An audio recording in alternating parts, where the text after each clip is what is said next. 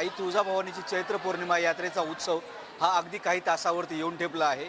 उद्यापासून चैत्र पौर्णिमेच्या यात्रेला सुरुवात होणार आहे आणि या चैत्र पौर्णिमेची यात्रा असेल किंवा वाढता उन्हाचा पारा असेल, यामुळे मंदिर संस्थानं जी आहेत ती भक्तांसाठी विशेष व्यवस्था जी आहे ती केलेली आपल्याला पाहायला मिळत आहे।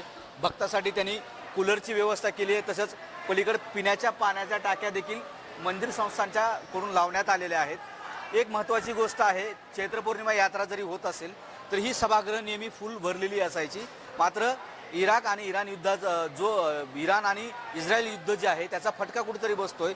डिझेल तुटवडा काही भागात असल्याच्या बातम्या येत आहेत। त्याच पद्धतीनं या दर्शनासाठी येणाऱ्या भाविकांची संख्या सुद्धा कुठेतरी रोडावलेली दिसते। ही दर्शन मंडप जी आहेत 4-5 ती पाचीची फुलं असतात, मात्र 2 ते 3 दर्शन मंडप यावेळी भक्ताच्या गर्दीने भरलेली आहेत। मंदिर संस्थानं चोख व्यवस्था केलेली आहे।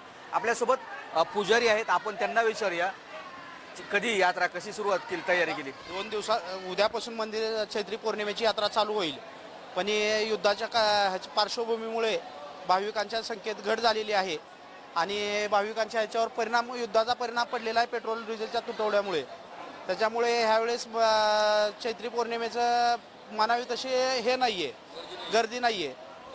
मला सांगा काय काय व्यवस्था केली भाविकांसाठी? आता मंदिरनं पाण्याची व्यवस्था केलेली आहे, प्रत्येक हॉलमध्ये डिझेल कूलर लावलेले आहेत, थंड वातावरण ठेवलेलं आहे उन्हाच्या तडाख्यापासून वाचण्यासाठी। भाविकांना जागोजागी पाण्याची व्यवस्था आणि सावलीची व्यवस्थाही केलेली आहे। मंदिर संस्थानं ही जरी तयारी केली असली तरी प्रामुख्यानं गर्दीचा आलेख हा प्रामुख्याने उन्हाळा जरी असला तरी येडेश्वरी आणि तुळजापूरच्या यात्रेसाठी भाविक मोठ्या प्रमाणात येत असतात। मात्र इस्रायल आखाती देशातले जे युद्ध त्याचा फटका दिसतोय, मात्र फटका जरी असला तरी मंदिर प्रशासनानं मात्र त्याची तयारी जी आहे ती उत्तम पद्धतीने केल्याचं दिसत आहे।